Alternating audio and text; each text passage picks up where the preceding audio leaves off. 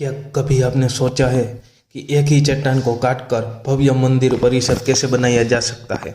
अगर हाँ, तो आपको कैलाश मंदिर एलोरा अवश्य देखना चाहिए, जो दुनिया में चट्टानों को काटकर बनाई गई वास्तुकला के सबसे अद्भुत और विस्मयकारी उदाहरणों में से एक है। भारत के महाराष्ट्र में यूनेस्को विश्व धरोहर स्थल एलोरा गुफाओं में स्थित कैलाश मंदिर हिंदू धर्म के सर्वोच्च देवता भगवान शिव को समर्पित और सांस्कृतिक प्रभाव के बारे में मैं आपको बताऊंगा। तो प्लीज़ वीडियो को स्किप मत करना और ये वीडियो फुल देखना। कैलाश मंदिर एलोरा की वास्तुकला क्या है? एलोरा का कैलाश मंदिर शिव कला यानी शिला कला का एक अद्भुत नमूना है, क्योंकि इसे लगभग 200 फीट लंबा, 100 फीट चौड़ा और 90 फीट ऊंचा एक ही विशाल बेसाल्ट चट्टान से तराशा गया है। मंदिर परिसर में मुख्य 4 भाग है: एक प्रांगण, एक प्रवेश द्वार, एक हॉल और एक गर्भगृह।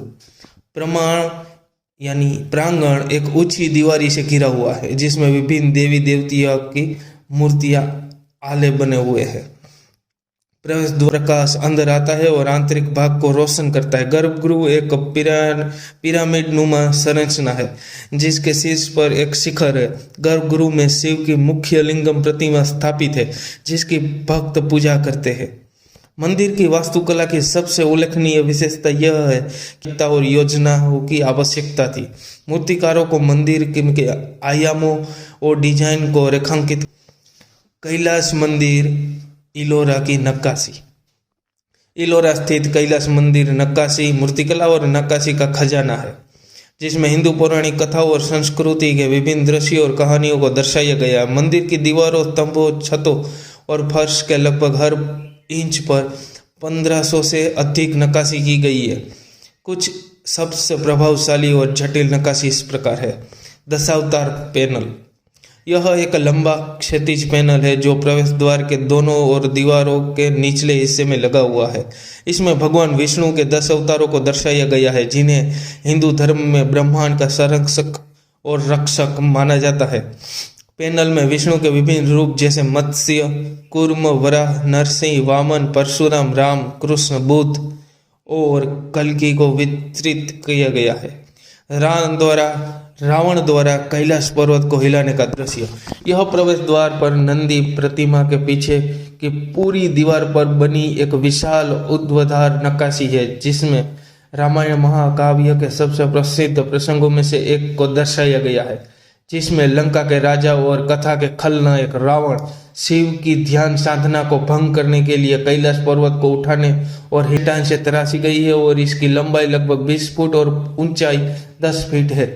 प्रतिमा आभूषणों और मालाओं से सुशोभित है और इसके चेहरे पर एक शांत भाव दिखाई देता है। मंडप में 4 स्तंभ है, जिन पर शिव के गणों या सेवकों की नक्काशी की गई है, जिन्हें चंचल और आनंदमय प्राणियों के रूप में दर्शाया गया है। विभिन्न देवी देवता। मंदिर में हिंदू धर्म के विभिन्न देवी देवताओं की असंख्य मूर्तियां और चित्र है, जैसे ब्रह्मा, विष्णु, शिव, गणेश और सफलता के हाथी के मुख वाले देवता कार्तिकेय, दुर्गा, लक्ष्मी, सरस्वती, पार्वती आदि। ये मूर्तियां और चित्र मंदिर में चारों ओर विभिन्न आलोताकों और चबूतरों के स्थापित है और भक्तों द्वारा पूजे जाते हैं। यह हिंदू संस्कृति और आध्यात्मिक की विविधता का और समृद्धि का प्रतिनिधित्व करते हैं। कैलाश मंदिर एलोरा की किंवदंतियां। एलोरा स्थित कैलाश मंदिर न केवल कला और वास्तुकला का एक उत्कृष्ट नमूना है, बल्कि किंवदंतियों और लोक कथाओं का एक स्रोत भी है। इस मंदिर से कई कहानियां और मिथक जुड़े हुए, जिनमें से कुछ इस प्रकार के हैं: रानी मणिकावती और कोकासा की कथा। इस मंदिर की उत्पत्ति से जुड़ी एक सबसे लोकप्रिय कथाओं में से एक है। इस कथा के अनुसार एक समय मणिकावती नाम की एक रानी थी, जो शिव की परम भक्त थी। उनका पुत्र था कोकासा, जो शिव का महान भक्त था। एक दिन कोकासा बीमार पड़ गया और मृत्यु के कगार पर था। मणिकावती ने शिव से अपने पुत्र को जीवन का बचाने की प्रार्थना की और प्रतिज्ञा की कि यदि शिव उनकी इच्छा पूरी करेंगे तो वो उनके लिए एक मंदिर बनवाएगी। शिव ने उनकी प्रार्थना सुनी और कोकासा को ठीक कर दिया। मणिकावती ने अपनी प्रतिज्ञा पूरी करने का निश्चय किया और अपने पुत्र को मंदिर के लिए स्थान चुनने को कहा। कोकासा ने एलोरा गुफाओं के पास एक पहाड़ चुनी। जहां उन्हें कैलाश पर्वत पर शिव के निवास का दर्शन हुआ। मणिकावती ने अपने कारीगरों को कैलाश पर्वत के समान पहाड़ी को काटकर मंदिर बनाने का आदेश दिया। हालांकि कारीगरों को यह कार्य असंभव लगा, क्योंकि पहाड़ी इतनी कठोर और विशाल थी कि उसे काटना असंभव था। इसके बाद मणिकावती ने शिव से पुनः प्रार्थना की कि उन्हें अपने दिव्य वास्तुकार विश्वकर्मा को अपनी सहायता के लिए भेजा जाए। विश्वकर्मा ने अपने जादुई औजारों और कौशल का उपयोग करते हुए एक ही रात में मंदिर की रचना कर दी। शिव और पार्वती के विवाह की कथा। यह एक और कथा है जो प्रेम और विवाह के प्रतीक के रूप में मंदिर का महत्व